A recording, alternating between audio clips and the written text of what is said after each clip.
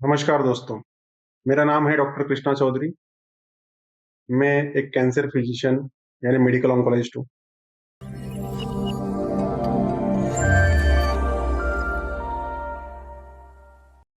दोस्तों, हाल ही में इंदौर के एक कैंसर अस्पताल में एक कैंसर पेशेंट को देखने में गया था। ये कोलोन कैंसर के पेशेंट थे, बड़ी आंत का कैंसर, जो कि स्टेज 4 का था। पोस्ट मल्टीपल लाइन्स ट्रीटमेंट इनको मिल चुकी थी और आगे अभी कोई इलाज करने का संभावना नहीं थी कैंसर रिलेटेड। तो अभी जो भी इलाज था उनकी तकलीफें कम करने के लिए था। उनके पास कम समय यानी कुछ हफ्तों का या महीनों का समय हम बोल सकते हैं कि बचा हुआ था। तो उनको तकलीफों का इलाज चल रहा था। तो उनका इलाज घर पे ही चल रहा था, पर परेशानी बढ़ने के कारण, पेट में दर्द, उल्टियाँ बढ़ने के कारण उनको हॉस्पिटल में एडमिट किया। तो जब वो शाम को एडमिट हुए तो उनको सारे इंजेक्शंस, ट्रीटमेंट वगैरह सारा मिल चुका था। उसके बाद में जब मैं उनको नेक्स्ट डे मॉर्निंग देखने गया तो उनके तकलीफों में काफ़ी राहत आ चुकी थी। और उनके चेहरे पे काफ़ी चिंता, परेशानी, मायूस से भाव, ये सब था। तो मैंने उनको पूछा, "आप कैसे हो?" तो वो बोले कि, "डॉक्टर साहब, अभी तो दर्द तो नहीं है, पर मैं इन चीज़ों से परेशान हो चुका हूँ। ये कब खत्म होगा? मैं कब जाऊँगा?" ये मुझे वो पूछने लगे। तो उनको परेशानी को देखते हुए मैंने सोचा कि मुझे इनको कुछ चीज़ें बतानी होंगी जिनसे इनको एक मेंटल स्ट्रेंथ मिलेगी, एक मानसिक शक्ति इनको मिलेगी, जिससे इस समय में इनको कोप अप करना ईज़ी होगा। सबसे पहले मैंने उनको एक्सेप्टेंस के बारे में बताया कि हमें ये एक्सेप्ट करना चाहिए कि जो भी हमारे साथ हो रहा है, जो भी मेरे साथ हो रहा है और जो भी समय मेरे पास बचा हुआ है, ये ऐसा नहीं है कि केवल मेरे साथ हो रहा है। एंड ऑफ लाइफ, मृत्यु, ये जो भी प्रोसेस है, ये सबके साथ होनी है।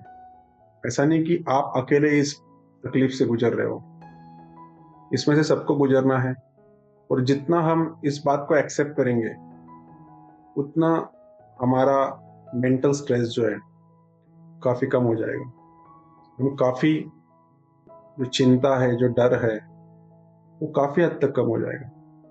मैंने उनको बोला कि आपके जीवन के इतने साल अच्छे से बीते, आपका परिवार आपके साथ है, आपका सारा इलाज यहाँ पे अच्छे अस्पताल में चल रहा है, आपने इतने सालों तक जीवन का आनंद लिया है।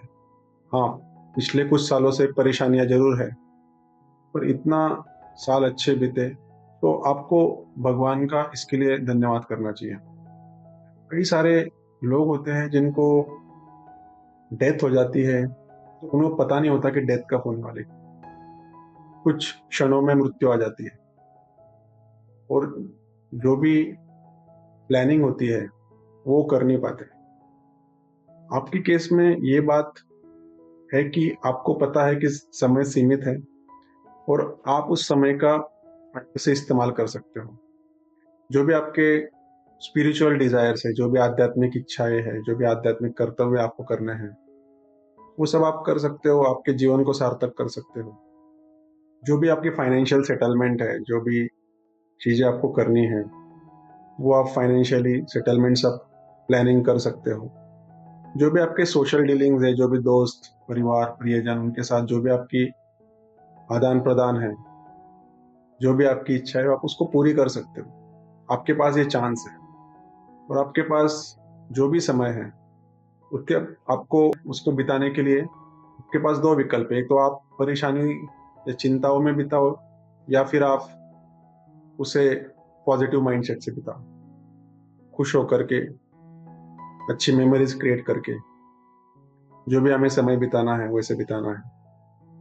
अगर आपको इस बात की चिंता है कि आपको बहुत दर्द होगा, बहुत परेशानियों से गुज़रना पड़ेगा, सारे परिवार, दोस्तों, प्रियजनों के सामने आपको तड़पते देखा जाएगा, तो आप इस बात से बिल्कुल निश्चिंत रहिए। मैं आपको वादा करता हूँ कि हम सब लोग आपके साथ हैं, आखिर तक आपके साथ हैं और आपको तकलीफ़ नहीं होने देंगे। हमारे पास दवाइयाँ हैं, इलाज है, जिससे आपकी तकलीफ़ें काफ़ी हद तक कम हो जाएगी और आपको इन सब परेशानियों से नहीं गुज़रना पड़ेगा। इस बात की आप चिंता मत करिए। उन्हें इस बात की भी परेशानी थी कि उनके जो परिवार के लोग हैं, वो उनके लिए परेशान हो रहे हैं। उनको अपना काम पे उनका डेली रूटीन डिस्टर्ब हो गया है, उनका पैसा खर्चा करना पड़ रहा है, उनको इतनी सेवा में उनके लगना पड़ रहा है। मैंने उन्हें बोला कि उनका जो सुख और समाधान है कि परिवार के सदस्यों का, वो आपकी सेवा करने में है, और उन्हें इस बात का हमेशा समाधान रहेगा, संतोष रहेगा कि वो इस स्थिति में आपके पास थे, आपकी सेवा में थे, आपके साथ थे। तो ये उनका अधिकार है। तो आपको उनसे सेवा लेने में कोई संकोच नहीं करना चाहिए, और ये आपका भी अधिकार है कि आज आप इस स्थिति में उनसे सेवा लें। तो मैं ये कहना चाहूँगा कि जो भी समय हमारे पास है, उस समय में हम अपने परिवार के साथ अच्छा समय बिताएँ और उन्हें हौसला दें। एक अच्छी मेमोरीज़ साथ में क्रिएट करें। तो ये सब बातें सुनने के बाद में उनके चेहरे पे एक राहत का भाव था कि उनको एक मेंटल क्लैरिटी, जिसे हम बोलते हैं, कि वो देख पा रहे थे कि उनकी जो फिजिकल प्रॉब्लम्स है उसका तो समाधान है, वो तकलीफों के लिए अपन इंजेक्शन दे सकते हैं, इलाज कर सकते हैं, उनको कंफर्टेबल रख सकते हैं। तो उन्हें एक क्लैरिटी मिल रही थी। कई बार जब हमें पता नहीं होता, अनसर्टेनिटी होती है कि आगे क्या होने वाला, अनिश्चितता होती है, तो हम लोग डरे रहते हैं, हम लोग परेशान रहते हैं। पर जब हमें क्लैरिटी मिल जाती है कि आगे यही होने वाला है, तो हमारी चिंताएं काफी हद तक कम हो जाती है। तो वो सब चीजें समझने के बाद में उन्हें काफी बेटर महसूस हुआ। दूसरी बात कि अभी ये जीवन बचा हुआ है, उसका क्या करें। ये कई बार पेशेंट लोगों को उसका बेस्ट यूटिलाइजेशन उस समय में समझ में नहीं आता। तो ये चीज़ जानने के बाद में उन्हें काफ़ी एक रोड मैप मिल गया था कि हमें ऐसे-ऐसे करना है, हम ऐसा-ऐसा कर सकते हैं, समय का ऐसा बेस्ट यूटिलाइजेशन कर सकते हैं, और एक पॉजिटिव माइंडसेट रख सकते हैं, एक पॉजिटिव एटीट्यूड रख सकते हैं। तो जिससे जो समय हमें हमारे पास है, हम उसको बेस्ट यूटिलाइज़ कर पाएँ, उसका अच्छा सदुपयोग कर पाएँ। तो ये सब बातें करने के बाद में उन्हें काफ़ी राहत थी, और मैं उनके रूम से बाहर निकला। उनके परिवार के सदस्य मेरे साथ बाहर आए। उन्होंने मेरे साथ कुछ बातें शेयर की कि सर, आपसे बात करके इनको हमेशा रिलैक्स फ़ील होता है, एक राहत फ़ील होती है।